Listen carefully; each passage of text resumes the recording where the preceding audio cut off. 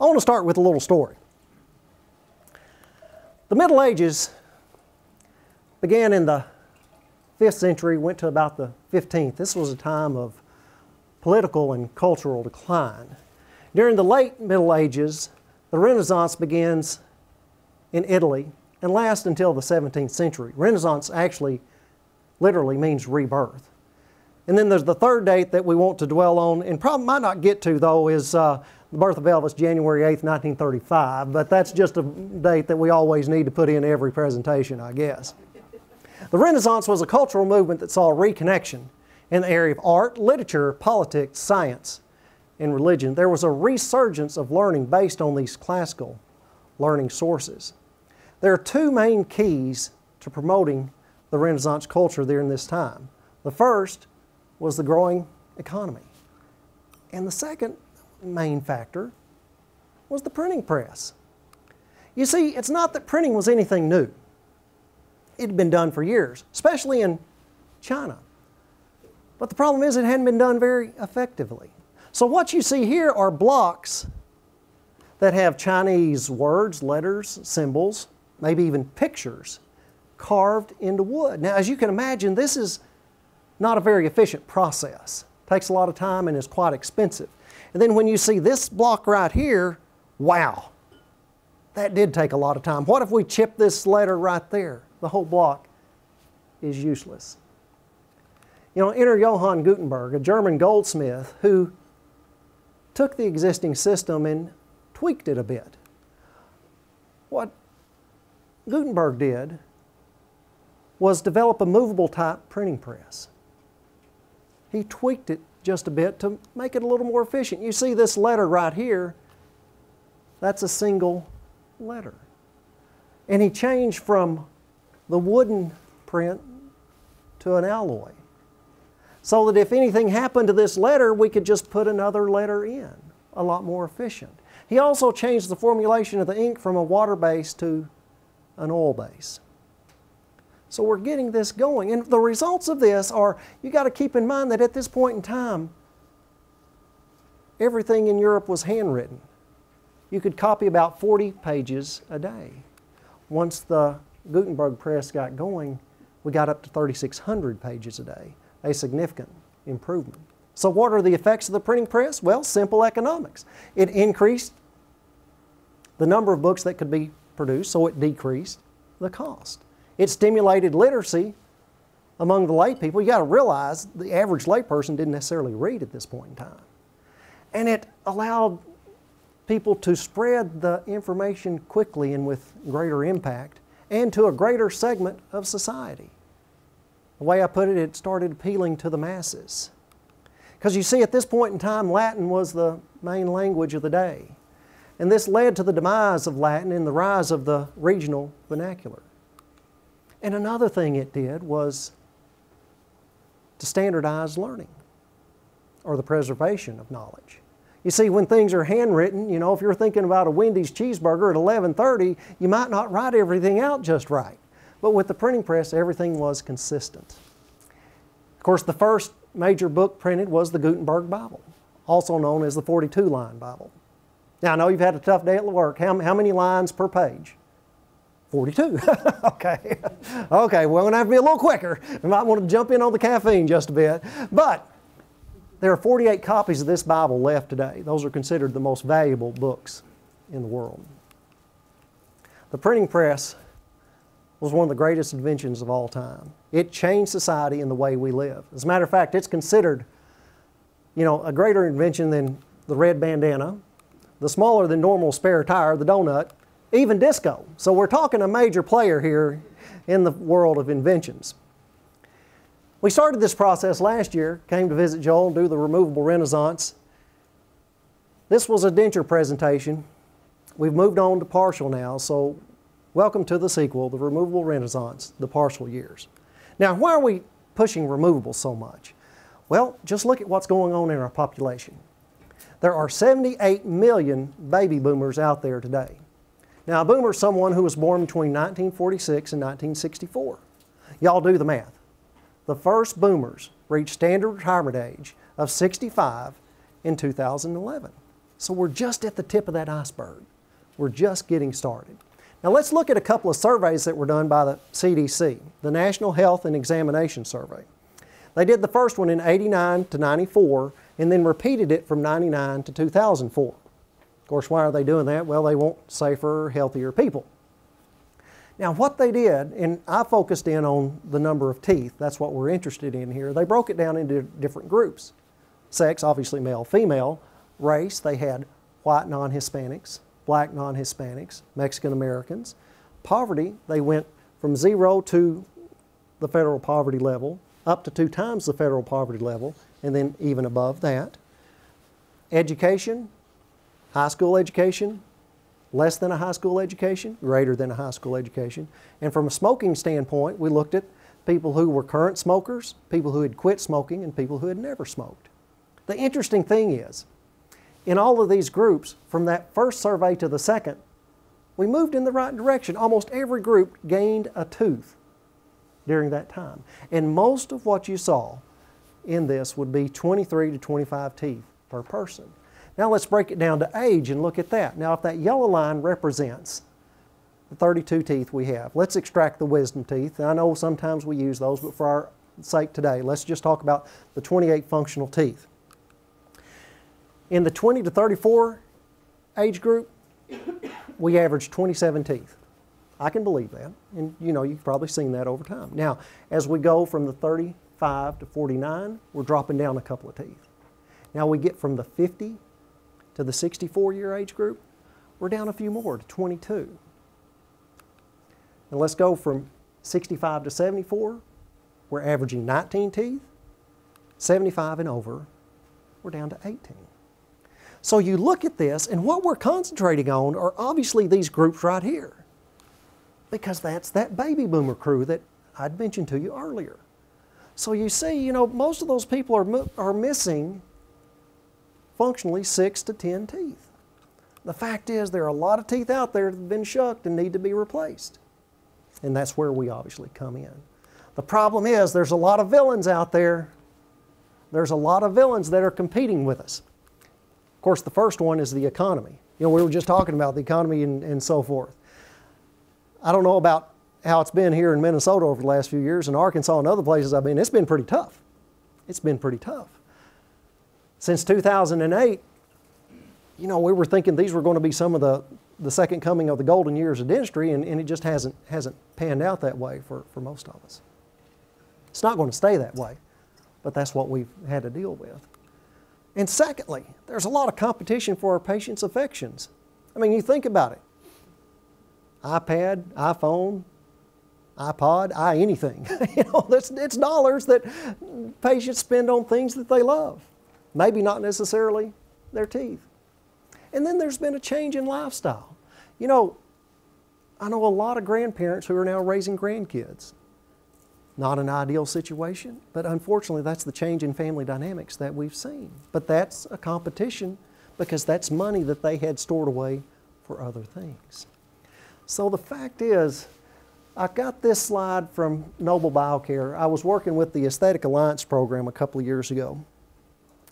And in that you can see we had a number of almost 55,000, so this is a big group. But what they were looking at, who is actually interested in proceeding with implant treatment.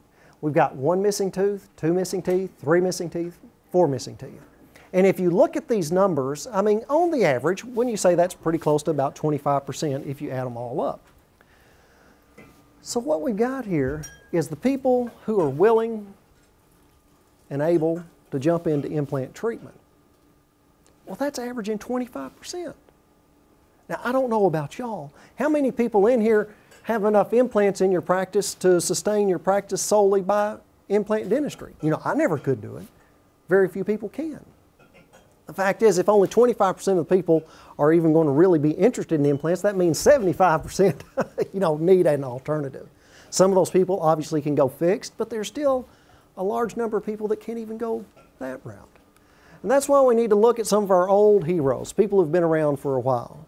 Because when we look at the economy, look at the competition for our patients' affection, the change in family dynamics, it's good to have some standbys that we can go back to And that's why we want to visit our partials again.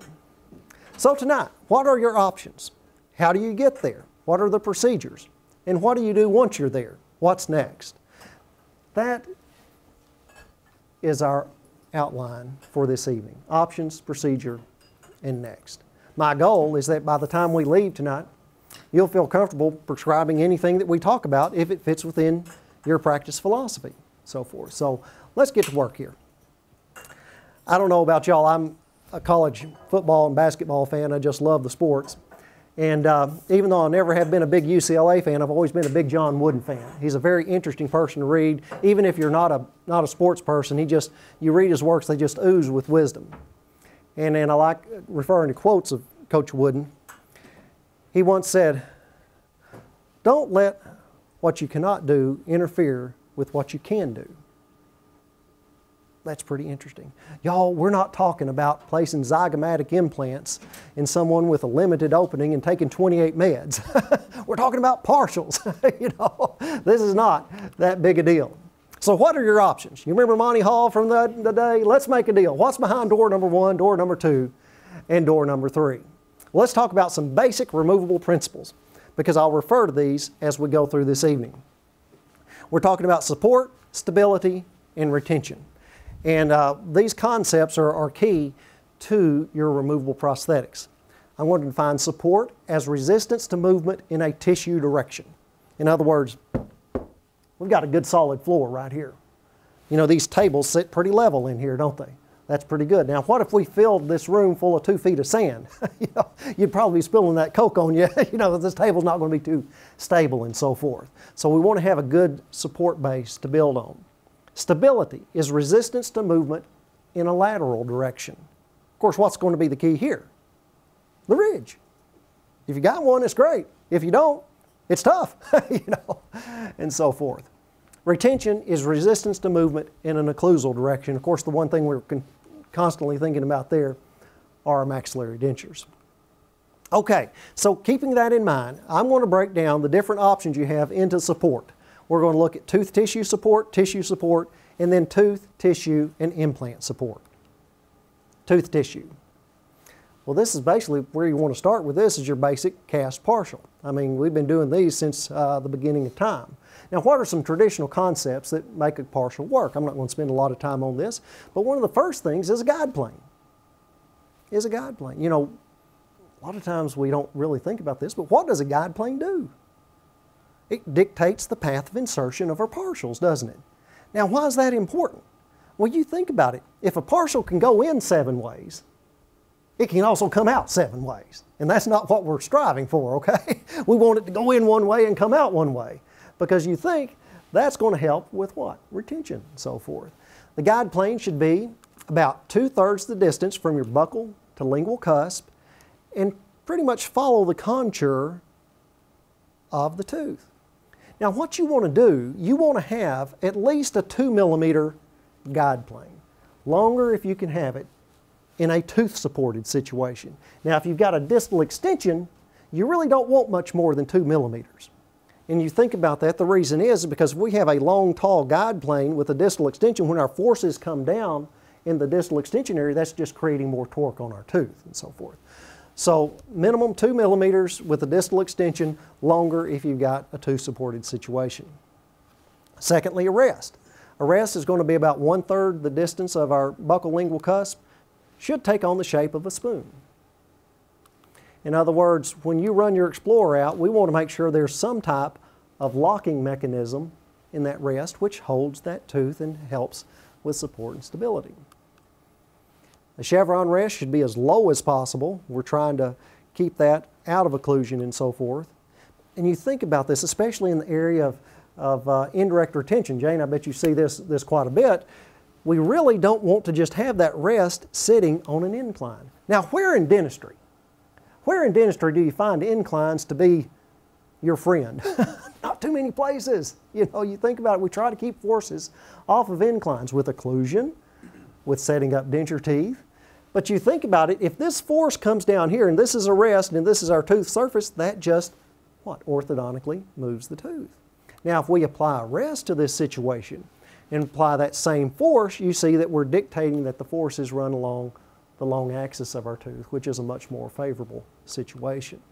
So the function of arrest, they dictate the forces along the long axis of our teeth, they help prevent cervical denture-based movement, and they work for indirect retention. The last thing is the clasp assembly, which needs to cover at least 181 degrees of your tooth, obviously to hold it stable. You got a retentive arm and a reciprocal arm. The key thing here, from the lab standpoint, is do we have an undercut to work with? You'd be amazed how many times cases are sent in to the lab. Jane, I would assume you see this, and there's really no undercut to deal with. If that's the case, you can either prep a little in there, crown the tooth, whatever. Let's just make sure we get something to work with. But that's the basic cast metal partial. I've seen a lot of crazy designs. I'm sure you have too. And this was one that kind of blew my mind. I've never quite seen that before, but the fact is you can use this partial in a lot of situations and be successful with it. People have for years and years. This was a lady that I saw recently. She comes in, obviously kind of been patched up over time, but you know that partial, she's been wearing that for, it's more than 30 years. I wish everything that I did lasted more than 30 years, okay? I'm not going to say it's pretty. I'm not going to say it's beautiful. I'm just saying, you know, from her standpoint, she said, well, I had this partial when I moved here, and I moved here 30 years ago, and I think I'd probably gotten it about 5 years before that. Now, I'm going to tell you, what's the function of a partial? Well, basically, it's to fill that gap for two reasons. We want to give the patient something to chew with, and by filling that gap, obviously, it looks better. Well, I'm sure, you know, 35 years ago in the late 70s and so forth, that might have been the most aesthetic option we had. I don't know, was anybody practicing in the 70s? You know, I wasn't, but you know, I don't know if there were options that were too much better than that. But the fact is, you know, today's patient is a little more demanding. They're looking for things that seem to blend into the environment and kind of take on the chameleon effect. And that's why I want to talk to you next about the clear frame. Clear frame is a partial that, well, is clear. I wish I could say there's one there. There's not. That's the whole idea, okay? That's the whole idea. This is one on a show model, and you can see, I mean, there's definitely a clasp there. You can see it. It's clear. It's not metal, so it is more aesthetic than your traditional metal partial. This is a nylon that has been used in the textile industries and carpet industry, automotives, and sportswear, because it's a really durable, strong material. Now here's the key thing with this clear frame framework.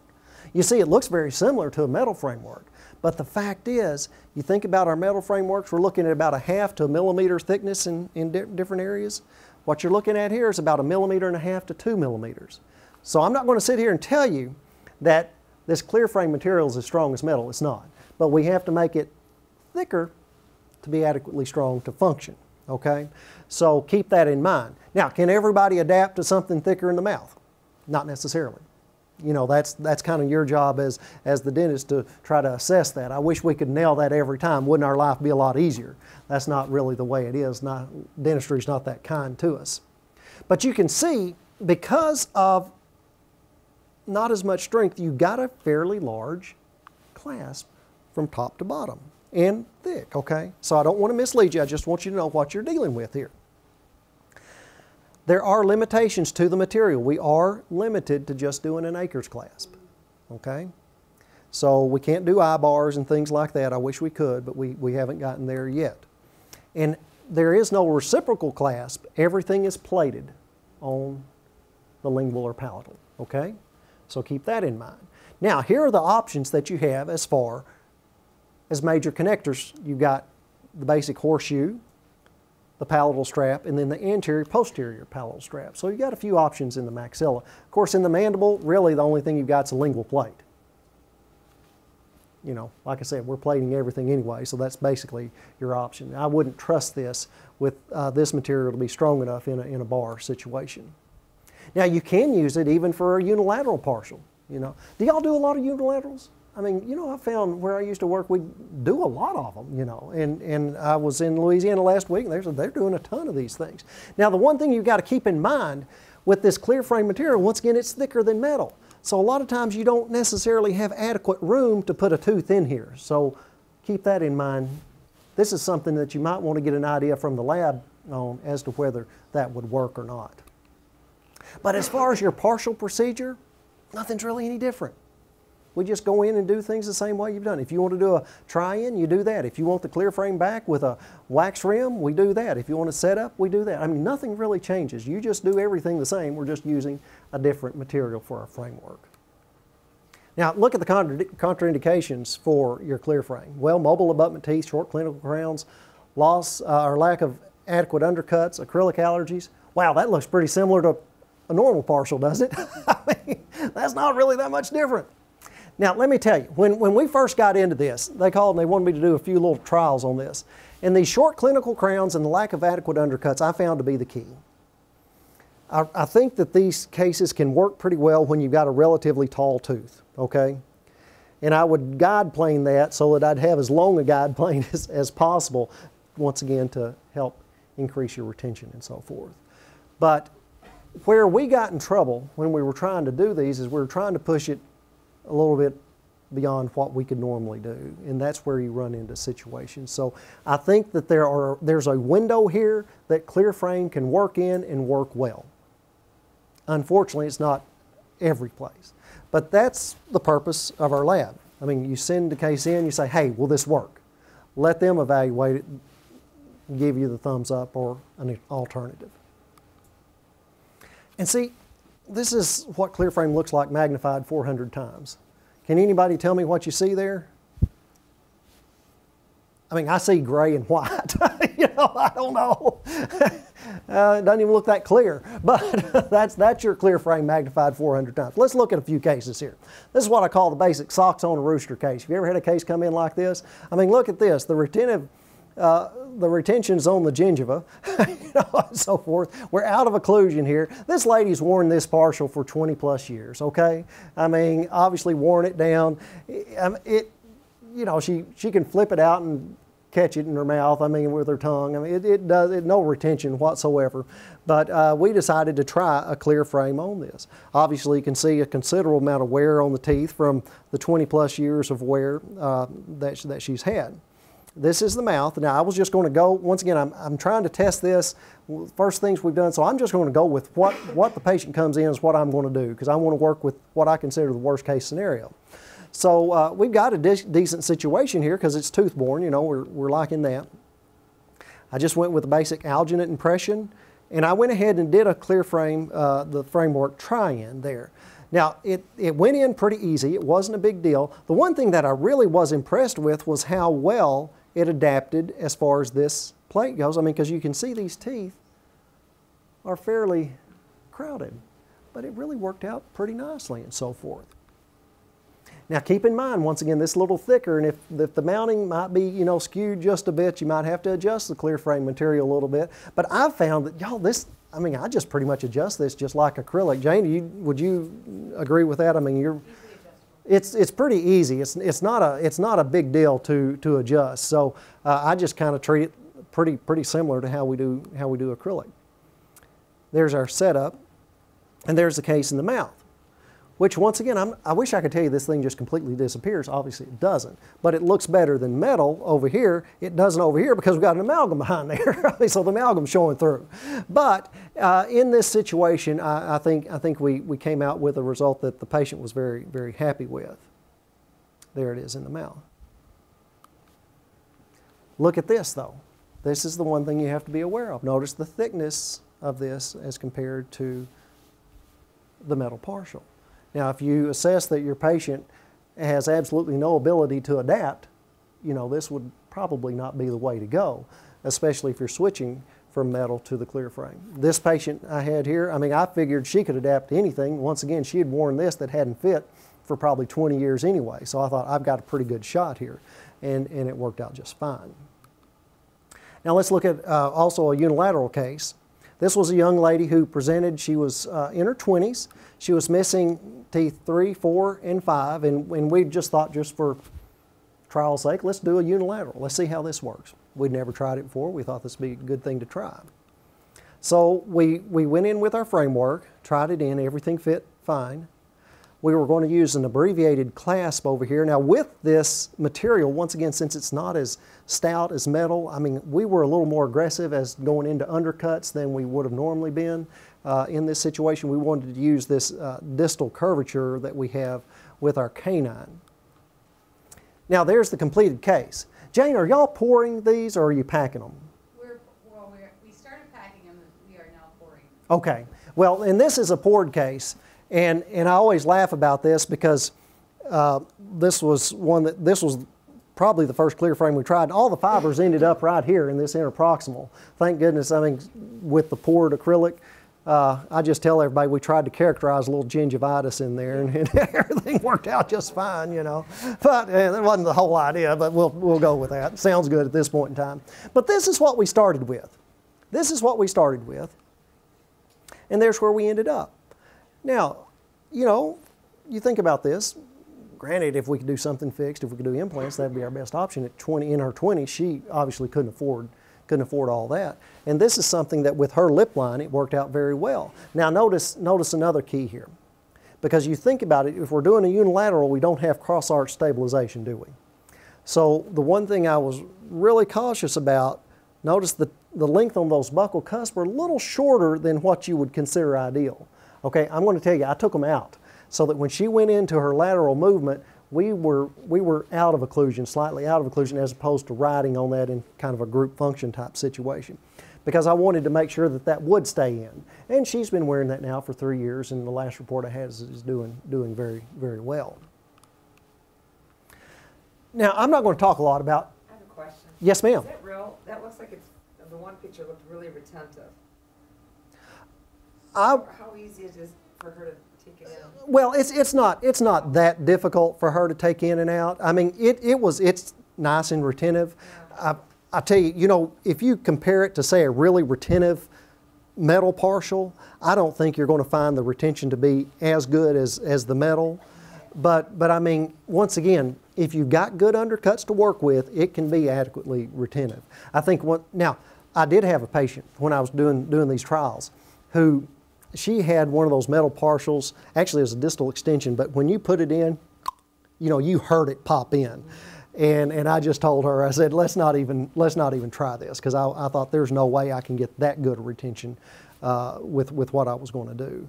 But once again, this is where I think we, you know, if you think you've got something that you might be interested in utilizing this, get you a study model, which can end up possibly being your final model. Send it, let the lab evaluate it, and see if it would be a good case or not. Now, one thing that I will caution you about, especially if you're clasping like a canine, that's where that guide plane can come in very handy. Because you think about it, if you've got a really bulbous distal contour to your canine, and you've got that clasp coming out there, it can actually produce a little bit of a black triangle and so forth. I mean, we can hide that to a degree, but that's another reason to make sure you go in and guide plane that, because that's going to increase your retention and also make it a little easier for the lab to fabricate the prosthesis in a way that you and the patient will be satisfied with. I'm not going to spend a lot of time talking about precision attachments and so forth. Just keep in mind that they are an option, and it's just like a lot of things in prosthetics. If you use them in the right place, they're going to really function well. If you try to push the limits, sometimes you can get in trouble. Another good thing to maybe take to the lab and say, you know, what's your opinion, and what type of attachment would work best in this situation. Of course, then we've got the basic acrylic partial with cast clasp. In Arkansas, this is known as a Medicaid partial. Do you have a Medicaid program in Minnesota that pays for partials? What's the standard partial there? Do you have a Medicaid program that pays for partials? Do they do anything cost modified like this or anything? Not necessarily. If they do something like that, we just do it like an economy type partial. Okay. Sure, sure. And I mean, usually I find this to be about 60% less. Don't tell the lab. I mean, than what a traditional cast partial would be, somewhere around in that neighborhood. Okay. Well, once again, this is just dictated by the Medicaid contract and so forth. I mean, you know, it's an option. It's a better class system, but you still have an acrylic major connector, which that can always be an issue. But that's our tooth and tissue options. Okay, let's look at our tissue options. Of Of course, what do we have? Well, let's go back to the 60s and go back to the flipper. I mean, goodness gracious, these things have been around forever, haven't they? I mean, you think about it, this is, when you're in dental school, this is taught to you, this is a provisional partial. I didn't know provisional could be 30 years, but you know, we see that from time to time. It happens quite a bit. And I mean, hey, you know, if it has to do with someone replacing a tooth and that's all they can afford, I'm all for it. But you know, we've got a lot of varieties of this. We can just wedge it in. We can use ball clasp. We can use bent wire clasp, whatever, just something to get this thing going and get something in the patient's mouth. Of course, you know, if you look, these can really look nice. There's no doubt about that. And if you see this girl smile, it really looks good. The problem is if her lip goes up too much, you see that she's not cleaning her partial, and we usually don't have tartar build up on the gum tissue, but she needs to work on that just a little bit. But still, a nice looking restoration. Of course, one of the things that's really come on in the last few years has been the flexible partials.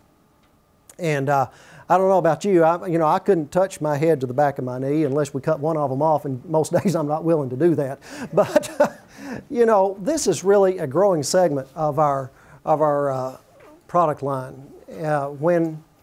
Gosh, I guess the lab I used to work at, I worked in a lab doing consultations for 10 years. And when we first got into this, you know, every year we just seem to be doing more and more and more and more of the flexibles, to the point that now we're doing about 50-50 and so forth. Jane, what's your experience here at the lab? Where are your numbers? Where are they going? We were usually doing all cast partials. A year ago we maybe did one flexible, and now we're probably doing two to three a day. So you've grown 200 to 300% in a year's time. And I bet you if I'm back next year and we were to ask the same question, you're probably even double that. It wouldn't surprise me at all, because that's just the way things seem to go and so forth. But let's take a look at some of these. Of course, two of the partials that you might have heard of would be the Duraflex or the Valplast, which are both good materials and have been used now for quite some time. The one thing about this is that they'll tell you, hey, they're clinically unbreakable. Well, now, y'all, I live in a small town in Arkansas. The nice thing about that is if I get to the airport, I can get to anywhere, okay? Now, I don't have all this big, sophisticated testing equipment that you might have, you know, here at the University of Minnesota and so forth. But my gosh, I tell you, everybody does have four-wheel drive pickup. So we can utilize that. So I got my friend Travis one day. I said, Travis, come outside. I want to test this material, see how well this stuff works.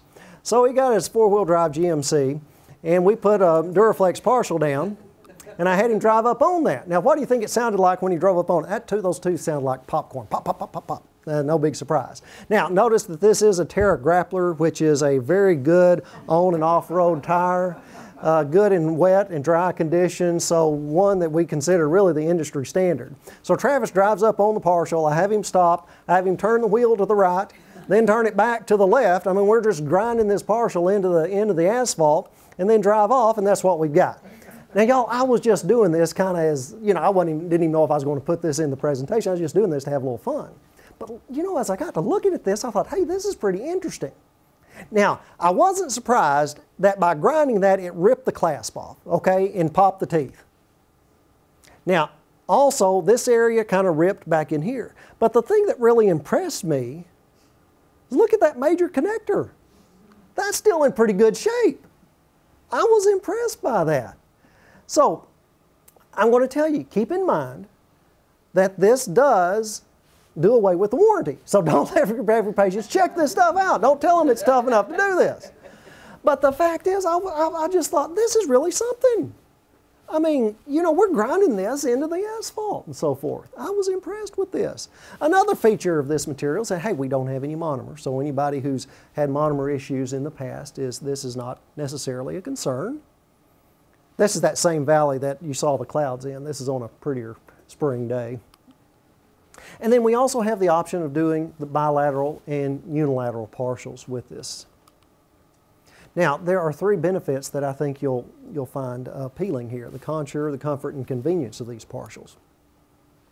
The thing I like about the contour is that really they just are right there, right along the gum line as they go up and so forth. It conforms nicely to what we've got. You think about it with some of our eye bars and so forth, you know how you can get some of those gaps in the tissue and everything. I mean, this is something to consider. matter of fact, in some cases, now I'm not going to tell you in everybody you can do this, but in some cases you can actually engage tissue undercuts and so forth. This partial right here has been in the mouth for 3 years. That's an old Valplast, and you can see we've really engaged quite a bit of undercut in that situation. You've got to be careful. You can't do that in everything, but in some cases the patients can tolerate that. As far as this clasp goes, it's nice and thin. So we've got a contour that's going right along the tissue. It's nice and thin. And because of the translucency, because of the thinness, you can read a newspaper through it. Now the key thing here is I don't really want to know that gas jumped 21 cents in a week, but you know, we've got something that works. Now that's something to consider. Now there are different colors with our clasp. I mean they're translucent. There's some tissue tone. There's even some that are clear that some people are trying and so forth. And the labs have different shades that they can make the partials out of. So you just have to visit with the lab and find out what options do you have from a shade standpoint. Yes, ma'am. How about on tori? Do they still hurt? Well, I think anything can hurt on tori. You know, I try to cut things up as much as I can, as best I can. You know, you think about what happens with a tori. You got a tori which grows, and it seems like the gingival tissue, the tissue just kind of thins out on top of that. You know, there will be some people that can tolerate that pretty well. Now, the thing that does concern me a little bit, once again, keep in mind that this is mostly a tissue-borne prosthesis. So, you know, I'd have to look at that pretty hard. Jane, how do you design your partials when it comes to a tori situation? What's your laboratory? When it comes to a tori, the rule of thumb is either stay on it or totally cover it, in terms of if you're doing a cast framework. So our option, if we can, is to stay off of it, just knowing that that's an aversion for the patient. They don't tend to like anything on it. Exactly. Depending upon how large it is, we can chat about that too. I mean, is it a risk? Sure it is. Is there an answer that I wish I could sit here and tell you, oh, it works every time? I'd like to, but my nose would start growing out here like Pinocchio, you know, and so forth. But the labs, I mean, Jane, what shades do y'all have? Do you? We can get all the shades. All the shades. Okay, so you know you got that for an option and so forth. So keep that in mind. The thing is, it doesn't matter which shade you have; they all have that translucent effect. So what does that mean to you? We've got a thin clasp that's adapting to the contour of the mouth. We can see through it, so it allows the tissue color to show through a little, the tissue to show through this a little bit, which makes it a more natural appearing restoration. Now, from a comfort standpoint, the one thing that I've heard time and time again, hey, with this flexible material, patients, I'm not going to tell you every patient, but you know, patients just seem to rave about the comfort of these flexible materials and so forth. It's just been a big positive influence as far as they go. The nice thing is with that flexible, it's easy to, you know, easy to make, easy to put in, and easy to wear and so forth. Now, keeping in mind with our clasp, one thing that really adds to the comfort is that, you know, if we've got a decent ridge, we can have a fairly thin partial also. So we don't have anything bulky. We don't have anything that weighs a whole lot. So we're not dealing with a lot of the bulk, a lot of the thickness that you deal with other situations. You think about it, with our shoes, with our boots, with our partials, we don't want them bulky, we want them thin and light and seeming like they're not really there. Another convenience, if you go to the manufacturer's websites and so forth, their recommendation is that, hey, you can just make an impression and go with it. Now, I'm going to tell you, I think in a lot of cases you can. Is anybody doing a lot of flexibles in here? Do you do any preparations, or are you usually just making an impression and going with it? Okay, and that's going to work on a lot of cases. I think in some cases, I think you have to look, say if we've got a distal contour, you know, you think about it. If you've got kind of a pointed distal contour, you're not going to have much contact there and so forth. So if you've got something like that, it's still not a bad idea to maybe guide plane just a little bit. As a matter of fact, there's a dentist, Dr. Paul Kaplan, who's written a couple of articles that have been in Dentistry Today. And what he advises is that you actually do a little guide plane. Let's say you got a mesial contact against an adjacent tooth, but no distal. He will guide plane the buccal, the distal, and the lingual just a bit. Now, obviously, this is not in the aesthetic zone, but he says that it really makes the partials easier to see, increases the retention. It's just something to think about and so forth. But for the most part, what the manufacturers are saying, just make an impression and go with it. And the neat thing is, I mean, they just say, really, make an alginate. I've actually, when I was working in the lab, had some people who were having issues with their flexible partials, and I find out what are they doing. Well, I'm using polyvinyl. Switch them to alginate, which is once again what the manufacturer recommends, and that takes care of the situation. So keep that in mind. I mean, it's a nice, cheap way to go. And really, generally, there's not a whole lot of time. I mean, I bet you, do you have less time seating this than a conventional partial, have you found? Because what they recommend is that get some hot tap water.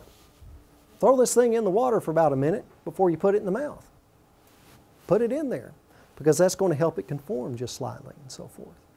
So it's a little bit easier procedure. I don't like the trimming as much though, and I'm ready to do that, especially growth. Now, which partial are you using? Valplast. Valplast? Okay, I'm going to address that in just a minute because that's a very good point. I'm glad you brought that up. Now, these clasps are adjustable, so keep that in mind, and we will talk about that a little bit more as we go through the evening. So the three benefits, the contour, the comfort, the convenience, you know, that's something to consider. Look at this gentleman here. He doesn't have a whole lot of teeth left. This guy was 72 years old. He lost all his molars playing football back in the day, you know, and then some other teeth from then. He had worn a metal partial all his life until this was about 2 or 3 months ago. And interesting thing was I didn't do the partial. A dentist that I know did it, and I go to church with this guy, and I'd been trying to catch up with him, and finally I couldn't make him, so I just took my camera to church. Afterwards I said, "Do you want to go to a Sunday school room and let me make some pictures?" He said, "Sure." So we just had our own revival back in the Sunday school room, I guess. But here's the thing we're looking at. Here's what I want you to consider. You know, look at how this blends in compared to your metal. I mean, obviously a lot better. And let me tell you something. If you have something that is more in the aesthetic zone, compare this side to this side. See how this side looks to be cut off pretty, and there's, you know, like a right angle there, whereas this side is rounded. If you bevel, if this were beveled, it's almost like how you place composite in a cavity. You know how we bevel that edge and we have the tooth and the, you know, the less composite, and then we thicken that as we go into the, it gives a better appearance here. So if you're working in the aesthetic zone, if this wasn't beveled a little bit, just get something and bevel that just a bit and take that edge off. It'll even look better. Because this is what that partial looks like from a conversational distance.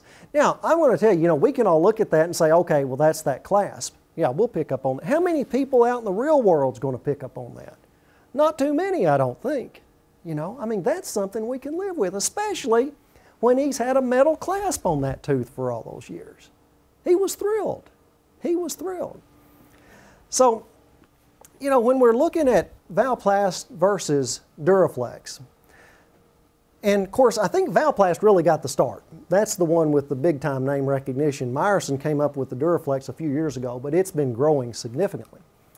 I think what you'll find is that when it comes to adjusting, now this is the Valplast burr that you mentioned, and I'm using this as a Duraflex partial. One of the key things is your RPMs. We don't want to really rev that up. Now, hey, let's face it, we're dentists and we grew up watching Tim the Toolman Taylor. I mean, when we hit a rheostat, we want to go all the way, don't we? You know, well, this is where we need to back off just a little bit. Back off. Go with fewer RPMs, but what you're going to find, one of the major differences, and this is when I was working in the lab, I switched a lot of people from Valplast to Duraflex, and the reason was because the complaint I constantly heard about the Valplast was, how do you adjust this stuff and how do you polish it? It's a pain in the neck. Well, I tell you how you do. You switch to Duraflex, okay? Because what you're going to find is that your Duraflex is going to polish very similar to traditional acrylics. Now, this comes from Duraflex, so take that for what it's worth, but look at another thing here, this moisture absorption test. According to Duraflex, compared to a leading competing flexible partial material, their moisture absorption is quite a bit less. So what does that tell you? It's not as porous. Now, Jane, let me ask you this. If you're working on a Duraflex that's been in the mouth for a few years compared to a Valplast that's been in the mouth for a few years, which one are you going to need the gas mask on? The Valplast, isn't it? I mean, that's the one thing I've constantly heard. Boy, when technicians have to work on a Valplast that's been in the mouth for a while, they just run from the smell and so forth because it picks up moisture and so forth, which also goes along with staining more. So what you'll find is that, once again, it polishes better, it doesn't take up the stains as much as far as the moisture. It just seems to work a little easier.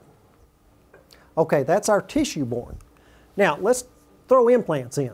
We can't have a prosthetic meeting anymore without talking about a little bit about implants, can we? Now, anybody in here using locators? Okay. What's been your experience with locators? Pretty good? Yeah. Okay, yeah, and I mean, most people would tell you that. I've found that as I've gone around the country, most people will say, hey, these locators work and work well. As a matter of fact, when locators really started hitting the market, where I used to work, the number of bar overdentures we did decreased almost automatically by 80%. Because this works, and it's cheaper. Everybody likes things that works and cheaper. But we've been using it a lot in our basic overdentures, but it can be utilized in your partials also. Now, keep in mind, one of the reasons that locators work and work so well is the fact that they're self-centering. Did anybody ever do any old ERAs? Do you remember the ERAs that, and a lot of people still do them and so forth. But what was the problem you had with an ERA? Well, first off, patients don't put them in like they're supposed to, do they? Because they want to bite them into place. That's the worst thing you can do with a prosthetic. You should push it into place with your fingers. Well, the problem is with this ERA, which has a flat top up here, they bite it into place. If that nylon insert hits that flat top wrong, what does it do? Curls under. And usually at 4:30 on Friday afternoon, and then they can't get the rascal in. Well, the nice thing about the locator is by being self-centering, it eliminates that. Now, out of the 10 years I was in the lab, I only had one doctor call and say he folded a locator up and under, whereas it seemed like it was almost a weekly occurrence when we were doing ERAs and so forth. There are two types of locators. This is the standard locator and then the extended range. You can see the difference is with your standard you've got internal and external retention, whereas with your extended range it just has external retention alone. When we first started doing these rascals, we started with the pink. Were y'all doing them then? You know what the problem was starting with the pink? They were too tight. Patients couldn't get them out.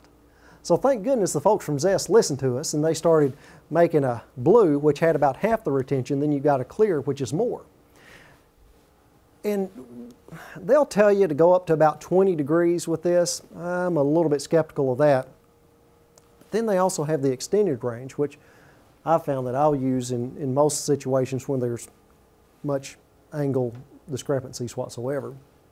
They come in 4 different retentions. The gray actually has no retention. And don't use these a whole lot, but I don't know if you've ever had a multiple locator case and you wanted to decrease the retention so you left the black processing in. Well, the problem is that processing locator's that's not made out of the same material as these inserts. So it wears out pretty quick. So what they decided to do, well, let's just make one that'll last a little longer. So this has no retention, but it won't wear out like the black. Then you've got the red, the orange, and the green as you go up in retention. Here's the issue. And Jane, if your experience is a little different, that's fine. But what I've found and what we found where I used to work is that they'll tell you it can handle up to 40 degrees divergence. We've cut it off about 25. I mean, I've had people tell me, yeah, I've done that at 40 and it works just fine. I've had a lot of issues from that and so forth. So we try to cut that off at about 25 degrees as opposed to 40. Another thing to consider is really the height of your locator abutment. This was sent to me by a periodontist friend of mine saying, hey, is this one going to work? Well, are there any red flags here? Sure there are, because this is about where the height of the tissue should be. So what you see is that this locator is about 2 millimeters taller than it needs to be. Now, how does that affect our long-term prognosis? Well, if the locator is taller, acrylic's thinner, better chance of fracture and so forth, okay? So we want to make sure we get the right height of the locators in there. If you have any questions, by all means, visit with the lab. Where I used to work, I bet you we at the lab ended up selecting probably 90% of the locators that were used in the cases anyway. Here's the thing. Okay, we're talking about guide planes as far as a traditional partial, okay? And then we also got to talk about implant placement. Now this becomes a little bit more interesting right here, because you think about it, that doesn't always add up. Because if we've got a situation like this and we've prepared these guide planes here, but we're putting an implant in here, and we're looking at no more than 25 degrees, could that be an issue? It might be, it might not. The thing is, I want to know on the front end if it's going to be an issue as opposed to the back end. That's when trouble comes. I mean, I've had the case where the implant was put in at such an angle that the patient says, well, what are we going to do with that? And I say, well, we're going to use it to preserve the bone. You know? That's what it's good for. Because, you know, and then they say, I paid all that money for that? Well, it's going to help you in the long run. That's a tough one to answer there. You know, I've had to do it. And you know, the fact is, one of my surgeon friends tells me, he said, you know, sometimes if you can imagine this being a maxillary cast flipped upside down, he says sometimes when placing these implants in the anterior maxilla, you have to engage some of that palatal bone to get good stabilization for your implant. Well, that's okay, but I want to know that on the front end, because if this isn't going to work, I might want to go to plan B. Take a look at this. I generally consider it a little scary when I see the screws from this angle, okay? Now, on the positive side, if you look with the tilt of these teeth, we were actually able to make this work, okay? So that worked out just fine. Now take a look at this. This case comes in. Are there any red flags there? You bet there are. Not only is the angle an issue, look how facial the implant is too. So the guy asked me, he said, what do you think we need to do here? Well, anytime you've got any question whatsoever with an implant, especially an implant case, wax try-in's your best friend. So I said, set some teeth up. Let's see how it looks. He said, I did that. Now, look at, where do you think this tooth is going to be about? Right here. Okay? And guess what? The patient didn't like that. It's a big surprise there, isn't it? Okay, so I said, well, what did the patient not like? He didn't like the fact that he couldn't get these teeth together. I mean, he was having to go to extreme left lateral movement just to get there. That wasn't going to work, okay? So, you know, we talked about the idea, well, we could put an angled abutment on here and put a, but you know, you start stacking all those parts, it just gets to be a headache and so forth. So this was one of the few times in my career that they actually ended up going in and taking that implant out and putting a new one in and so forth. I mean, generally I find that's not the case, and we end up just using that for support and bone height and so forth. Another case. This came in recently. A little hard to tell here. We've got 4 teeth and then our locator, okay? There's our partial. I called the doctor up after this had been in the mouth about a month because I wanted to see, hey, how's this going? And he said, it's going real well. Okay, good. I said, how well is that? Did that locator lock in real well? He said, well, no, it just kind of smashed in. You know what I'm talking about? You know how they don't really, they just kind of, okay. He said, but she's functioning okay right now. Well, don't you wonder how that's going to work for the long haul? I do. Because when the locator smashes in, there's something not working very well there. I mean, more than likely, they're going to be changing inserts out at a pretty fast clip and so forth. But still, y'all, there are attachments that you can use and really help these partial situations if somebody can spring for it. Most of the time, as we've talked about, patients can't go for implants, but if they can, it can sure help it. But the key thing is take into consideration the big picture here. You know, I'm not of the belief that you got to have a surgical stent on every implant case. But you know what? If I'm doing a case with a partial, it's probably not a bad idea to make sure that the surgeon understands this is the path of insertion we're looking at. Can we get there from here? Because if we can't, I want to know on the front end. I want to know on the front end. My dad is a dentist, He's going to be retiring the 18th of this month. And if he had stayed in November, till November, he would have been practicing for 50 years. He decided to call it quits. He's going to go ride his horse into the sunset and just enjoy life. Good for him. But you know, when I first got into dentistry, one of the first things he told me, he said, son, I want to tell you how to make it in this dental business. He said, always explain it on the front end so it doesn't seem like an excuse on the back end. And I think that's some really good advice. Because you get those locators in the wrong spot and you're saying, well, we're doing this to preserve bone, you just spent a few $1,000s to preserve that, you know, that's a tough one to explain. That's a tough one to explain. A little planning goes a long way.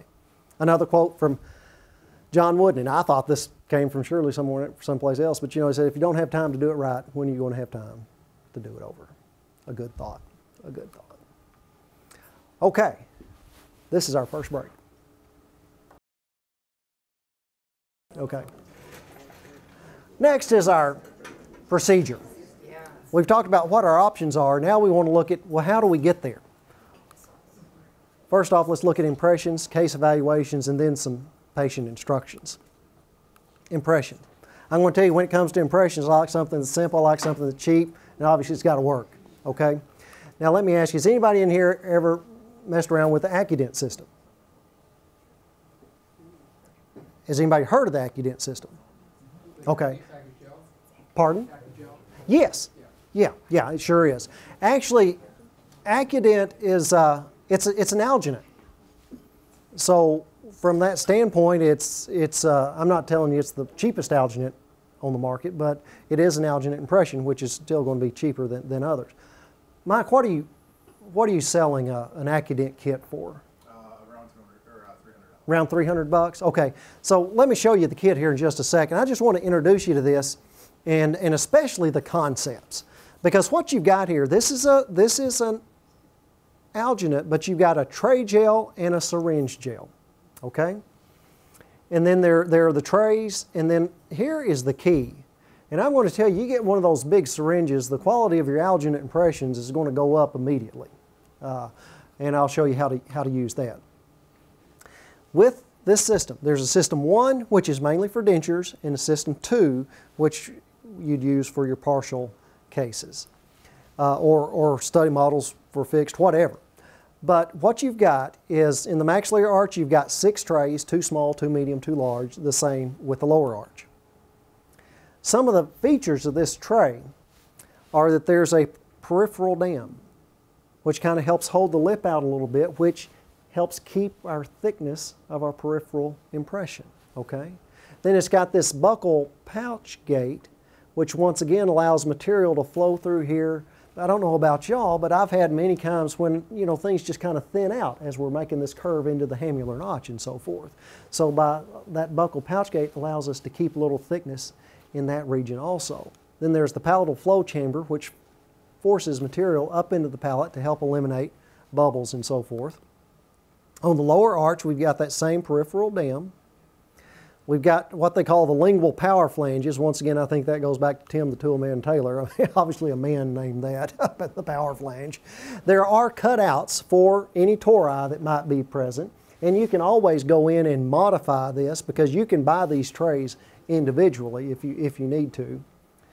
There's a glossal guide which helps guide the tongue up and forward, which will really aid you in getting a good impression on that lingual aspect. So you see what's going on here is we've got this really deep tray, which in essence just pushes the floor of the mouth out of the way and allows you to get a good impression of that mylohyoid ridge and the retromylohyoid area. And there's a good wide land area that works for most situations. Here's one of the keys with our partials. Because what are most, you know, you think about it, what are most labs going to complain about when it comes to what they get from the dentist? Well, the impression. You know, it's not perfect. You know, that's the deal. I mean, there rarely is a perfect impression, but that's really the fact of the matter.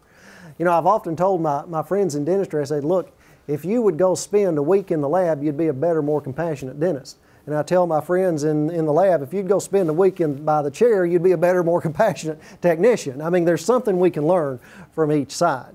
But the fact is, you think about it, especially when we're dealing with partial situations, you know, the last thing we need to get are a bubble in that strategic point or that fin, that pull that happens with some of our impressions. But this has this pre-sure tip, which is just a little rubber tip that fits on the end of that syringe. And what you do, it's flexible, so you can push this against the teeth and the tissue. It won't hurt, and it just forces the material into those embrasures and right along the gum line and so forth. I mean, I'm not going to tell you that this will promise you that you'll never have a bubble, but I'm going to tell you it's going to eliminate almost everything that can happen there. Now keep in mind that the System 1 and the System 2, they have the same water vial. So you want to make sure if you're working with your staff that they know which one you're using, because obviously the syringe for the System 1 for the complete denture impression is going to be different from your partial impression. So once again tonight we're talking about System 2. So we fill it up to the blue for our syringe gel, which comes in a pre-packaged container, and then you fill it all the way to the top for the tray gel. Now, I'm not going to spend a lot of time on this, but there are a few little things that I think are beneficial. We pour the water into the bowl. They recommend water between 80 to 85 degrees. Seems a little warm to me. But you can always vary the temperature of your water to get a little bit longer or a little bit shorter working time, whatever you want. At this temperature, they tell you that the syringe gel is going to give you 3.5 minutes of working time, and the tray gel will give you 3 minutes. So the nice thing about this, sometimes when I'm at the lab working, I don't necessarily always have an assistant. And I mean, there's enough working time that I can do all of this by myself. I mean, not that I'm anything great, I'm not, but I mean, that's how it's designed, so that you can operate by yourself. So we put the water, we mix this up like you normally do, and then we backload that syringe. Then you want to push that so that it's starting to come through our pre-sure tip. As you're mixing the tray material, what you'll find is it doesn't mix like a lot of your alginous mix. It just doesn't mix really easily. You can see this is kind of halfway through the mix and it still doesn't look like it's mixing that well. You'll be tempted, you'll say, I know I didn't get enough water here. You did. Just keep mixing it and it will become more of a creamy consistency. Now I'm going to tell you, to me, this seems more stiff than your average alginate that you use and so forth. But once again, this is for the tray. We go in, we load the tray. What you want to do is pat this out, shape it, try to smooth out these creases as best you can, and then you'll want to wash it under the water for about 5 to 10 seconds. This is going to do two things. It's going to aid in the bonding of these two materials, and also it makes a little layer on this material that helps it pick up detail a little better. So wash it, and then we go to the mouth. Here's what we do with that pre-sure tip. We start with the most posterior tooth, and we come forward until you get to the anterior teeth. Obviously, since the anterior teeth kind of come to an incisal edge, we don't want to treat that just the same.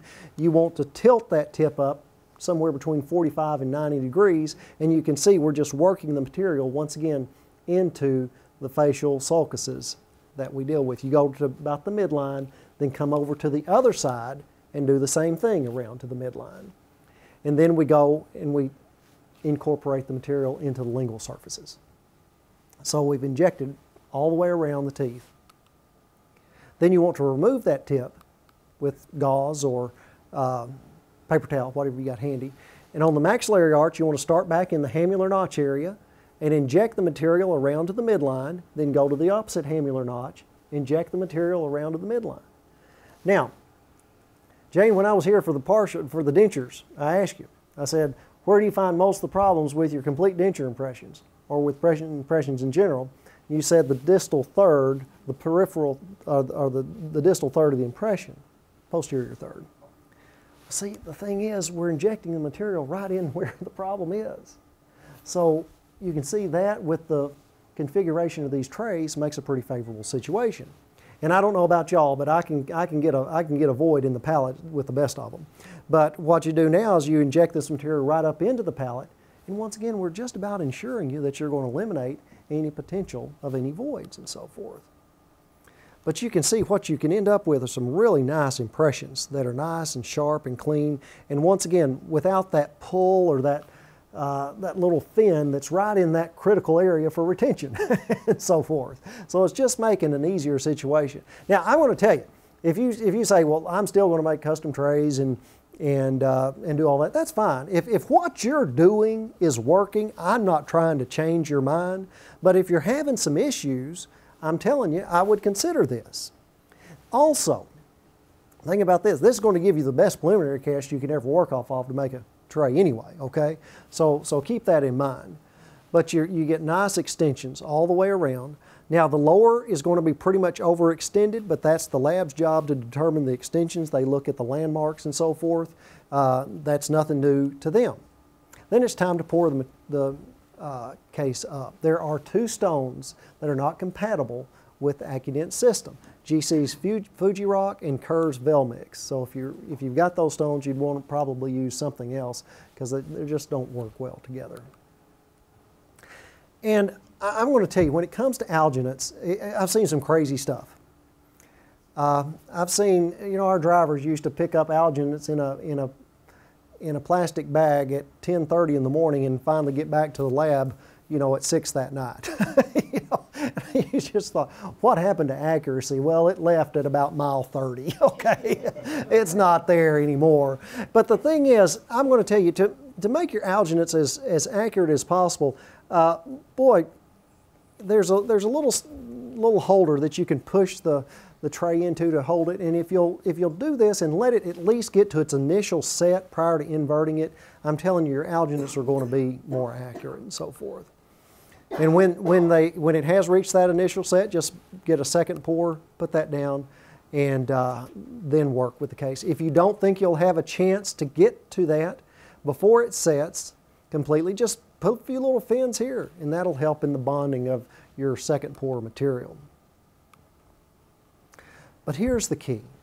Once again, this case, obviously, no teeth are missing, but look at how nice and sharp this comes out. I mean, this is something that once again, with that pre-sure tip, I mean, it's just like having your polyvinyls and injecting around every tooth. It just really, really comes out nice and clean.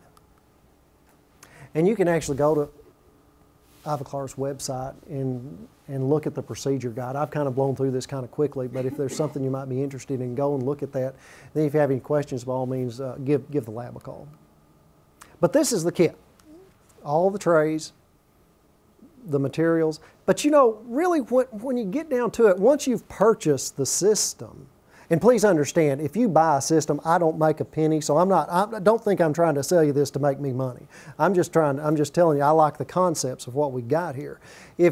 Once you start buying these individual packages, you're looking at $2.50 to $3 an impression as far as materials go, okay? So it's still a pretty inexpensive material, and it gives you good results. If what you're doing is working, I'm not trying to change your mind. If there's something that you've been having issues with from a fit situation or whatever, consider what I've got to say. People always ask me, well, with these flexibles, do we need to do a wax try-in? Well, it depends. Are we setting up some teeth from an aesthetic standpoint? Yeah. Do we have any good posterior stops? If we don't, yeah. Let's make sure we got it mounted right. So the same rules apply all the way around. Let's look at some case evaluations. There are 3 different considerations: removable, space, and design, that we need to look at here. From a removable consideration, well, we go to Chevrolet and the SSR. We were talking about support, stability, and retention a while ago. And when you evaluate a case, when you're looking and doing this clinical exam, what do we have from a support standpoint here? Well, the tissue, obviously. And if we've got attached tissue, it's kind of like I think of that as callus tissue. That's kind of the way I explain it to the patients. That's nice and tough. That's something we can work with. If we've had a lot of resorption, unattached tissue, we might have some issues. I want to explain that on the front end as opposed to the back end. Of course, we can also get support through rest with our teeth and so forth. Indirect retention. From a stability standpoint, obviously having a ridge helps, but we also pick up on stability from the teeth and so forth, and retention. The teeth, the implants, the ridge, all of this plays a part. But the fact of the matter is, thank goodness we've got some teeth in there, because that's a lot better than this situation, which has virtually no chance of being successful without implants and everything. When you got no ridge, a retracted tongue, the whole 9 yards, that's a tough situation. What are our space considerations? Now, Jane, I'm going to tell people to give you 5 millimeters. Will you agree or disagree with that, or for a flexible partial? Agree? Okay. And I know some people have different numbers and so forth. I like to start with 5. Obviously, we don't have that here, but that's a good starting point and so forth for your space, for your retention. And here's why. When the technician is going to be setting these teeth up, what you have to realize, these teeth do not bond to our flexible material. Okay? So here's how we do. The technician has a burr, and they've got this tooth, and they're going to drill a hole through the tooth. Then they're going to come in from the inferior surface and drill another hole, which is actually going to make our retention. Now, as you can imagine, if we don't have enough space and they've had to relieve this tooth quite a bit and we've drilled holes through it, what's going to happen to that tooth the first time they bite down on something pretty hard? It's going to shatter, isn't it? It's going to break out of there. So that's why we want to make sure we have adequate room for teeth so we don't have to reduce these so much. Because what you see here, see these holes? These are our diatorics because the material will flow through there, and that's how we retain these teeth in these partials. Okay? From a space consideration, once again, from a clear frame, keep in mind, 1.5 mm to 2 millimeters as far as the thickness goes there. So if you're considering something like that, keep that in mind. Yes, ma'am? You can't add teeth to a Valplast. Yes, you can add teeth. Jane, do you have any issues adding teeth to a Valplast or flexible? No, there isn't any issues. And we haven't, as of yet, had to reline any of them either. Mm-hmm. Mm-hmm. So we can add teeth to them. Yeah, and I'll talk about what you need, but there are some, I know like Valplast has a bonding agent that you can use and add, and if worse comes to worse, you can just rebase the whole thing with a new clasp. Say if the tooth you were clasping had to be extracted and just move the clasp forward and so forth. So it is an option, sure. Now, keep in mind, if we're talking implants, we were talking 5 millimeters with our flexible partial. If we're throwing implants in, probably wouldn't be a bad idea to get 7 and so forth, okay? Because you think about it, we've got this housing that has to be processed into the acrylic, and we want to make sure we've got the right height of our implant abutment. So try to get about 7. And once again, one of the best things you can do if you've got a consideration about this, just get a couple of good study models, send that to the lab, let them measure it out for you, and see if this is something worth doing. But here's why we like the locator so much. Take a look at the height of that locator compared to other options. I mean, goodness gracious, compared to the ERA in this same situation, we're looking at over 1.5 millimeters more acrylic. So what does that do to your prosthesis? Strengthens it up. We've got a better situation right there. Okay, let's look at some design considerations. This is the Thorn Crown Chapel just outside of Eureka Springs, Arkansas. I think it was ranked number 4 from the American Institute of Architects for top designs of the 20th century. They got 425 windows, about 6,000 square feet of glass. It's a beautiful, beautiful structure out there in the woods and so forth. But as you look at this, you think, okay, there are some things we need to keep in mind from a design standpoint. The nice thing about these flexibles, well, we can do tooth-borne, we can do distal extensions. I mean, look at this. This patient came in with a wisdom tooth, and that's all they had. Now, I'm not saying I would have necessarily treatment planned this way, but I mean, this is it. Now, the key thing is when you've got this much flexible material, because they didn't have much of a ridge either, I mean, it's not that you can just collapse this thing like you can with the thinner partials and so forth, okay? I mean, there can be some flexibility. As a matter of fact, I think if I was to do this, I'd just go ahead and enclose that all the way around the tooth and so forth, just to utilize that rascal as much as I could. I showed you this case a while ago with the anterior Duraflex, because when I did this a few years ago, I thought, boy, I'm a little concerned about these teeth remaining stable as the patient bites into those and so forth. Of course, I wanted to eliminate some of the forces on those incisal edges, so notice we ended up putting the incisal edges a little shorter than what you would want. But from a partial standpoint, this works well. She can bite into anything she wants to bite into. Now, if we were to have increased that, put those incisal edges down to here, I think we're encroaching on our level of success there and so forth. So there's a little give and take that you have to look at here. Take a look at this case. I thought this was kind of fascinating. What we got? We got a molar and a central.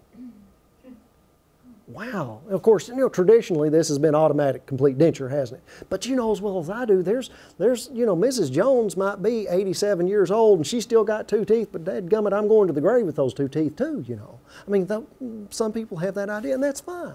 But we've got something for them, because you see what we're doing, we're clasping this molar, but also we're using a circumferential clasp with the central. And what does this do? I mean, you think about it. We've eliminated the slit, if you will, right here. So this is a pretty aesthetic situation. Yes, sir? Yeah, is there any kind of occlusal rest that kind of prevents it from sinking into the tissues too much? Is there an issue with that with some of the bypass? Well, what's going to be in your favor here is we're dealing with a maxillary arch in a good ridge. Okay, that's because this is really tissue borne. And you think about it, even if we were to utilize something, this would be our fulcrum line right there. So all of this is, either way we go, is going to be pretty much tissue supported. I mean, what would be our best option? Well, shoot, let's put a couple of implants over here.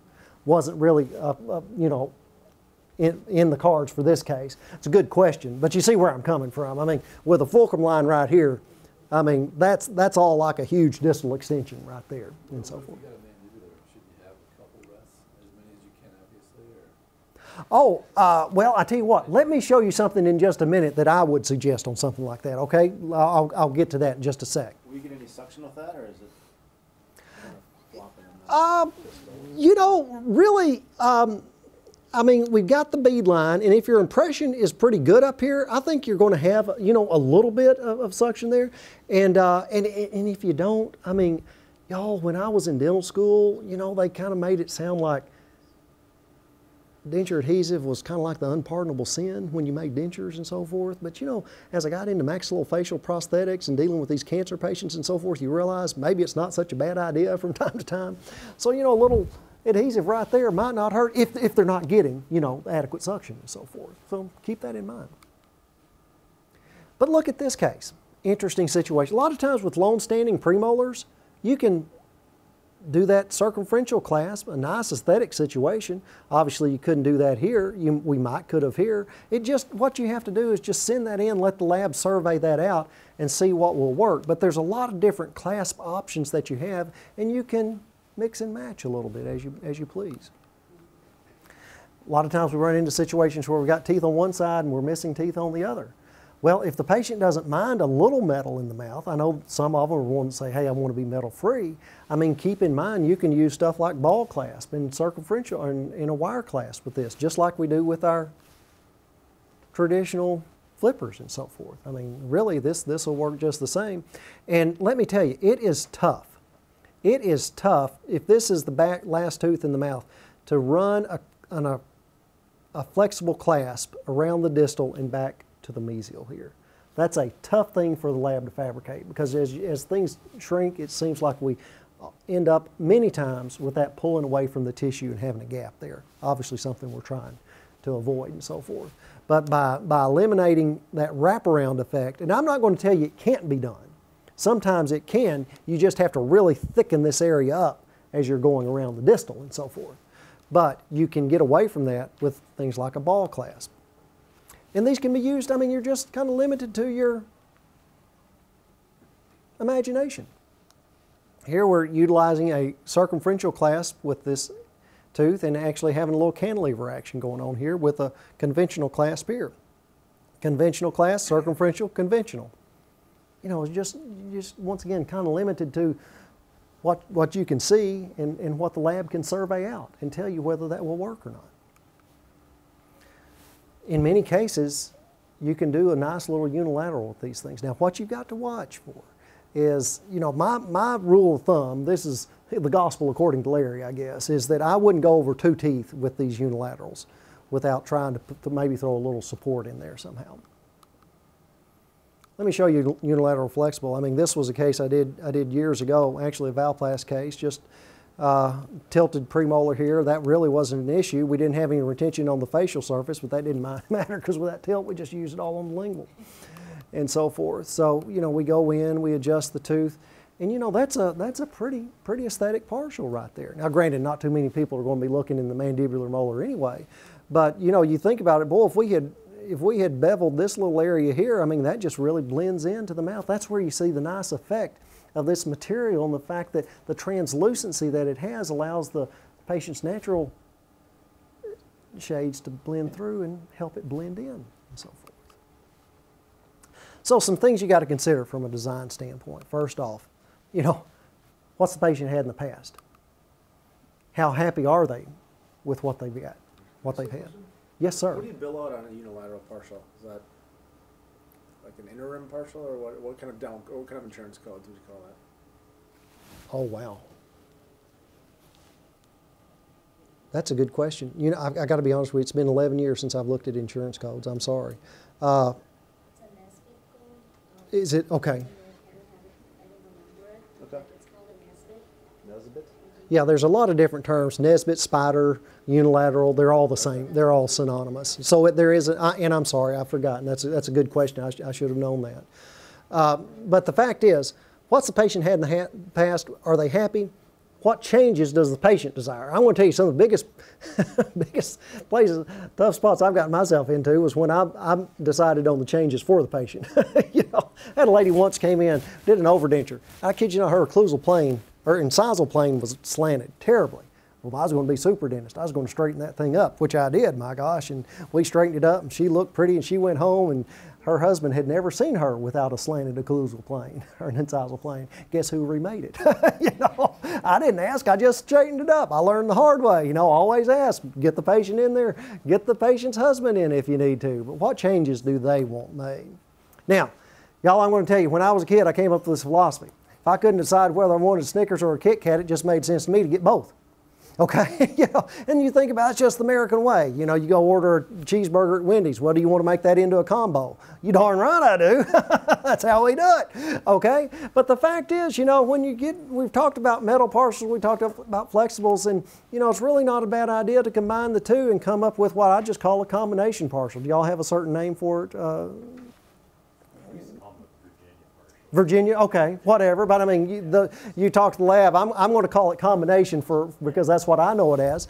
But I mean, what you've got here is a situation where, you know, if you're not comfortable about doing a completely tissue-supported partial with your Valplast or Duraflex material, we've got a situation where you can utilize rest, you can utilize indirect retention, and then also have the benefits of the aesthetic clasp and so forth. Now this is one of my favorite ways to go. However, as you can imagine, this is more expensive than the other options alone and so forth.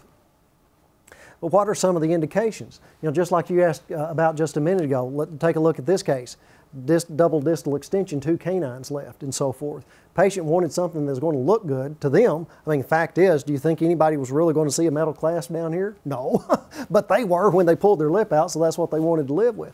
Now, the fact is, a lot of times we've seen when you've got situations like this, if we've got a good ridge like this, it's not going to be that big a deal. Granted, that material is more flexible like that, but with that good ridge and the fact that it helps from a stability standpoint, it's not an issue. We have run into this sometimes where with this big distal extension, and even though it doesn't really collapse like the lady, you know, closing the partial like I showed you a while ago, there still can be a little flexibility, and some people don't necessarily like that. So the way to go there is to increase the strength of the case by adding a little metal in that. Now you can see what we can utilize here. We can utilize rest on those canines and once again have the aesthetic clasp of our flexible material. Once, as I mentioned a while ago, you get too long a span with these unilaterals, what you'll find is that with that flexible material, especially if it's pretty thin and you don't have the cross-arch stabilization, it can be an issue. So in something like, say if we were going 3 teeth, I might do the metal clasp on the posterior, the flexible clasp in the anterior, resting on the anterior tooth, and we've got a pretty stable situation right there. The thing is, as you can imagine, we're adding another layer here. We wanted 5 millimeters for our flexible partial alone. I'd like to get another millimeter out of this, at least get up to 6 to have enough room to do this. Jane, are you good with that? Okay, so you know we need about 6 to pull that off. Some patients, they don't want to have any metal. Well, it's not the end of the world. We still got our clear frame. What you can see here, this is a clear frame partial with the flexible material. Nice thing about this is we've got what you'd call a continuous clasp, which goes all the way around. This surveyed out just fine. Now, you think about it. Would you rather do something like this or a swing lock?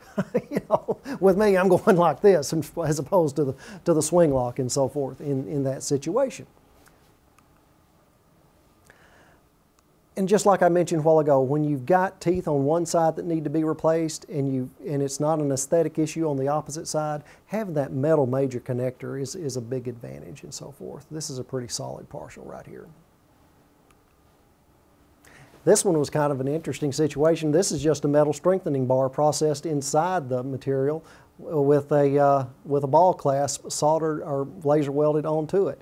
Just a little bit of a unusual situation. Like I said, you're really the only thing we're limited by here is our imagination sometimes. What you got to do, you got to evaluate the patient's smile. How big do these people smile? Where is it going to be a factor? As you can see, this case wasn't that big a deal. They weren't big as far as smiling goes, but you know, we've got this material here. If we needed to, we could have incorporated that into a flexible material, this into a flexible if they had a larger smile and so forth. So those are some of the options that you've got. But the nice thing here, we got this metal major connector, because one of the things you'll find in these cases that involve just a tremendous amount of material, sometimes, once again, it's tough to get that palate to seal off real well. Nothing's going to seal as well as that metal major connector.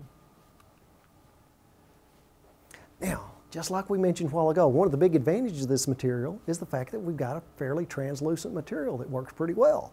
Well, okay, let's back up a step, because with every advantage, it seems like there comes a disadvantage, doesn't there? Now, what do you see here? Notice that, see that framework showing through? Now, is that going to be an issue on this lower partial? No, it's not. But what if we're on the maxillary arch? It could be. It's not the end of the world, because what the lab can do, they can actually start the finish line a little bit further up into the palate, cut the mesh back here a little bit so that we got the same amount of mesh to hold the material in, and we've still got an aesthetic situation without the shadow effect, see? So we're able to hide that if need be. Take a look at this case. We've got 3, 5, 6, 7, 8, 9. Once again, this is a tough partial situation. What did we used to do? Well, we'd probably try to put an eye bar on here and tell the patient, don't smile. You know, keep that lip low, stretch it, you know, and so forth. Don't show that. But you know, now we've got a different option. Is this going to be perfect? No, but it sure looks better than metal, doesn't it? Okay? So we've got a clasp back here. So what you've got here, traditional clasp on the molar, we're clasping a central, and in this case I did call, because as you can imagine, this is a fairly heavy partial here, okay? So I did follow up on this case with the doctor. I said, look, how did this work? And he said, actually the thing seated real well, and all things considered, it retained pretty well. Of course, as you see, our fulcrum line's going right through here, so we've got this big old distal extension, if you will, right here. He said there was, just like you asked a while ago, there was just a little slight drop of the partial. And of course, we decided to utilize a little denture adhesive there to help in that situation. And the patient has been very, very happy with that situation. Now, I'm going to tell you, when we start incorporating implants, people ask me all the time, can we incorporate an implant into that flexible material? I'm not brave enough to try that, okay? So what we've got here is, you know, this is kind of an unusual situation. This is acrylic, obviously our metal major connector, and this is Duraflex.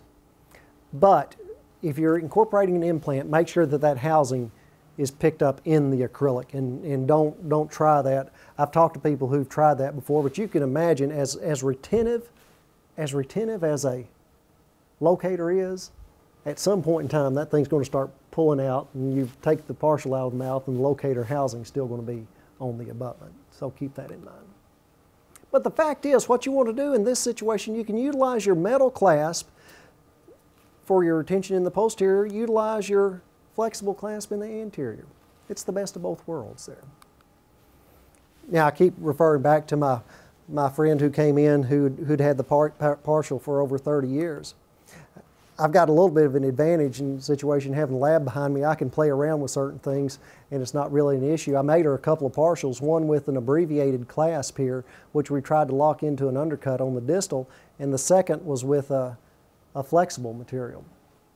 And you know, just like you asked a while ago about the retention, I'm going to tell you, this partial was a little bit more retentive than her original partial, which really wasn't that retentive. I think I'm going to tell you, it really didn't work out near as well as I'd hoped. That flexible partial, utilizing that distal curvature of that canine, I mean, that thing locked in tight. So, you know, there's a few options that you have that you don't necessarily have utilizing metal and so forth. So we were really pleased from that standpoint. Okay, let's go over some instructions, because basically with anything new removal, you got a double distal extension. You think about it, when you were eating this food tonight, what did you do? We chew on one side, don't we? And anybody who's learning to chew a removable for the first time, they need to chew on both sides. Take smaller bites, put it on both sides of the mouth, try to balance it out. Because you think of the old saying, bolus in, balance out. You know, that's about how it works. Of course, if they've never worn anything removable before, they need to realize that those salivary glands are going nuts for a while. So after about 3 to 5 days, that'll start to calm down, but it's going to be, you know, like we've opened the floodgates for the first few days. What the patient needs to do once they've eaten is, hey, take the partial out, just rinse the rascal off. Valplast has the Valclean denture cleanser. The Duraflex folks recommend an antibacterial soak. Efferdent is the one I think that it's accepted by the ADA. What we want our patients to do, obviously take anything removable out 8 hours a day, preferably while they're sleeping. I remember my old instructor at Ohio State used to tell me, you know, he'd tell the patients, well, ma'am, do you, you know, you sleep in your partial? Do you sleep in your socks too? You know, after you've worn them all day, what do you think your feet are like? You know, and so forth. Some patients will latch on to that, a lot won't. But you know, if you're going to brush it, obviously, once again, we're dealing with a material that's a little softer here, a little flexible, so we don't want to use a stiff brush on this, a soft bristle brush, a soft denture brush, or if it's a toothbrush, just make sure it's a soft brush. Let's brush it once a day. Stay away from anything with any abrasives.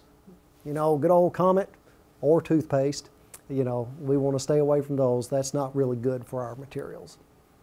And they always say handle with care. Okay, well, we knew that. But that's actually coming straight from Duraflex. That's how they recommend that you handle the partials. And of course, I think Duraflex is what you're doing most of and so forth. So that's exactly what they want you to do. You know, another thing that Coach Wooden said is, you know, it's not how you do what you do, but that you do it. It's how we take care of the patients once the cases are seated that really makes the difference. I got a friend of mine who's an oral surgeon, and he talks about the fact that, you know, some of the patients, his implant patients that appreciate him most are the cases that didn't necessarily go as planned. But he stuck it out and worked through it with them. And, you know, they'll stick with him through thick and thin. So what do we do next? What happens once we've seated the case? People used to call me all the time about immediates. Let's talk about adjustments. We mentioned that earlier. And then reline, rebase, and repair. Traditionally, what I've always told people is if you're going to do an immediate, start with a flipper, because you can reline that chair side. You can't necessarily reline this material chair side. And once you've done that, once the shrinkage has gone to the point that you're comfortable, then make the Valplast or the Duraflex. Now, you can see when we got a situation like this, obviously that's going to be a tough one. And that's why we don't necessarily like to start with the Duraflex. But you know, I've got a friend who, he told me, he said, I'll tell you what I do. He said, this works out pretty well, especially with people who travel. He said, I'll sell them 2 partials. I said, wow, can everybody do that? He said, no, not necessarily, but this works. So what he does, he makes them a Duraflex immediate. He seats that. Once that's seated, once they go through the shrinkage and so forth, when they get to the point they need a reline, he makes an impression for the second Duraflex. So he ends up making the second. When he seats the second, he makes an impression to reline the first. So basically they end up with 2. Now in a travel situation, you know, most people, anybody who travels a considerable amount probably needs a backup. Not a bad idea. But I thought that was pretty clever. He gets 2 partials, the patient, you know, he gets 2 partial fees, the patient gets 2 partials, and they've got something that they have for a backup. From an adjustment standpoint, the one thing that's a little different is that you have to check for blanching under this. We don't do that with our metal. You can't see it. You can't see through it, unless you're Superman, I guess. But, you know, just look for blanching with that material. If you see it, we're going to have to make some adjustments and so forth. Now, one thing you can do, if you're having continual issues with this, you can actually look at, visit with the lab about possibly blocking out a little bit more if there's an issue with the impression and so forth. So they can actually add a little in these areas where you can think kind of like a tori situation with maybe some exostosis or something where the tissue's not as thick as we would like it. Now, there's three things that really help you adjust a flexible partial. We've got fire, we've got steam, and we've got hot water. Now, I'm going to tell you, this is not a case where if a little's good, a lot's a lot better, okay? You know, I'm going to recommend that you stay away from fire, okay? Let's eliminate that one right off the bat. Most of you don't have steam cleaners in your office, so let's eliminate that. So we'll just kind of go with hot water and so forth. So when you need to adjust a partial, what you want to do, you can set this in some really hot water and hold it in there for about 30 seconds. Okay? Let's say we need to tighten this clasp. So once we've gotten it out of the water, then just take the clasp and hold it in for about 30 seconds. And you can actually tighten that a little bit that way. Okay? Now, if you want to loosen the clasp, same concept, you're just holding it out. In the water 30 seconds, let it soak for a while, hold it out for 30, and you've got your clasp loosened, okay? So you do have the option to loosen and tighten these clasps. Of course, you can always utilize your normal stuff. I mean, for any of your removal, I'm going to tell you, I'm a big believer in this, this aerosol. I know we're all going green now, but with that aerosol PIP, to me, is the greatest thing since sliced bread. But I'm going to tell you, I mean, for the most part, and most people I talk to don't even use any pressure indicating paste with this. Are you using any with yours? When you seat a partial, do you use your Valplast? Are you using any pressure indicating paste? Yeah, most people don't. Most people don't. Of course, like we talked about earlier, the key thing in adjusting this, if you do have to adjust any with the burr, is this is just a green stone. Keep an eye on the RPMs. As you see, it will make some little fuzzies here, but that's not a big deal. You can get your Bard Parker and just scrape those off. And then this is a medium acrylic polisher, you know, from the straight nose cone. I just polish with that, and it works real well. See, the thing is, what they tell me at the lab is that this stuff really polishes very similar to acrylic. I mean, the lab I used to work at, they really go through the same polishing sequence that they use with their acrylics. Pumice, a little high shine, and we're good to go. So that's the neat thing about, that's why we've looked at going the Duraflex route, because I can't tell you how many people over the years have said that same thing that you just said about the difficulties you have with adjusting and polishing. And so forth. So one of my suggestions would be to look at maybe trying a different material and so forth. Now, from a reline, rebase, and repair standpoint, the key thing here is we really don't reline these things. I mean, everything's practically a rebase, okay? But now there are ways to add teeth, and once again, if you need to do that, talk to the lab. What you need to do, though, if you want to reline, one of the key things that blows me away is if you need to reline, people from the lab tell me, yeah, well, I get these impressions in, but nobody uses any adhesive. Well, I want to tell you, your reline impression material is not going to stick to this material real well, so make sure you paint some adhesive on there, just like you would with your custom tray or anything. Because the last thing you want to do is go through this whole procedure, get to the lab, and they'll have to call you because the material's pulled halfway out and so forth. But once you've made your reline impression, and the key thing there, make sure we bite and get this back into, make sure everything is back into place. Pick that up with an alginate, and you're going to have to pour that up because that's an alginate. Unless, Jane, do you have a different way you would prefer to get the case? They can do that, or they can take a polyvinyl pickup and then we can pour it. Okay, okay, another good idea. Sure, if you don't want to pour it. An alginate substitute. Sure, sure. Keep that in mind. I mean, there's different ways to do the same thing, but that can be done. Now, if you're going to add a clasp, just make a pickup impression and so forth. If you want to pour it, you can use alginate. If you can use the polyvinyl, if you want the crew at the lab to pour it and so forth. Okay, let's start wrapping this up. In conclusion, I'd like to kind of review everything tonight. You know, we started talking first about our options. You know, what do we have available? What's out there? What does Monty Hall have behind door number 1, door number 2, door number 3?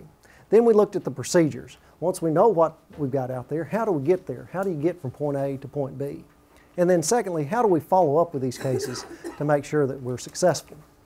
From an option standpoint, we looked at the support for your partial. Tooth tissue, and then adding implants in there also. You know, we looked at a bunch of different partials tonight, but there's a lot of options that you have. You know, we've got our traditional options like our cast partial and our flipper with any type of retention. We've got our contemporary options like your Duraflex and your clear frame, and then we've got our combination options with the metal framework and our Duraflex material, or even our implants with metal framework and some flexible material also. We talked about the difference between the Duraflex and the Valplast, and how a lot of people have complained about the same things that she complained about as far as the polishability of, and adjustability of our Valplast, and that's why we have worked with the Duraflex and been very successful there. We looked at the procedures, the impressions, the case evaluations, the instructions. The nice thing is we want something that works, something that's simple, and something that's cheap.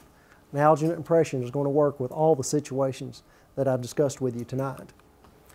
Keep in mind the AccuDent system. You know, even if you don't want to buy the case just yet, keep in mind that you can utilize, I want to tell you, those little syringes, and they will improve the quality of your alginates right off the bat. From a case evaluation standpoint, don't make any promises till you get the go-ahead from the lab. This case was sent in for a Duraflex. Any red flags popping up here? There's no room. You know, not going to happen. So the smart thing to do is tell the patient, this is what we would like to do. I want to get the lab's opinion on this, and go from there. We also talked about what to do next, how to follow up with our case. You know, the fact is, at some point in time, things need a little updating. We might need to reline, we might need to rebase, we might need to add a tooth, add a clasp. That can all be done, and so forth. You know, when I started talking tonight, I was talking about the Renaissance. It was a time of rebirth, a time of reawakening, a time to reconnect and advance some of the knowledge. Then we talked about the fact that the printing press came along. This was huge.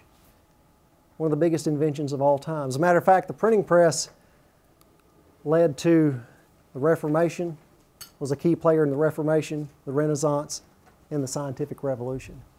And the key element here was the fact that it made information available to the masses. And I'm going to tell you, as I've been in dentistry, that's one thing that I've learned. Being available to the masses is a key. You know, Sam Walton, Walmart, they didn't make their fortune by appealing to the top 10% earners in our country. No, they appeal to the masses and so forth. You think about it, the best-selling car in the United States over the last few years has been a moderately priced mid-size that's very reliable. It appeals to the masses. I had to throw in Vikings Stadium for you there. But you know, you think about it. If I sat here tonight and I say, I've got the keys to a Toyota and I've got the keys to a Lexus, most every one of you would say, I want that Lexus. Well, sure you would. Sure you would. I would too. But the fact is, that's just like saying, hey, if we could treatment plan everything, we'd be doing implants all the time. Well, that's nice. That's ideal. I don't live in that ivory tower. The fact is, as we talked about, a very small percentage of the patients are actually going to go the implant route. Think about what Gutenberg did. He took the ideas of the time and tweaked them a little bit. What did he tweak? He tweaked materials. He tweaked materials. What Gutenberg did was he went from the block printing to the movable type printing, utilizing an alloy. He went from the water-based ink to an oil-based.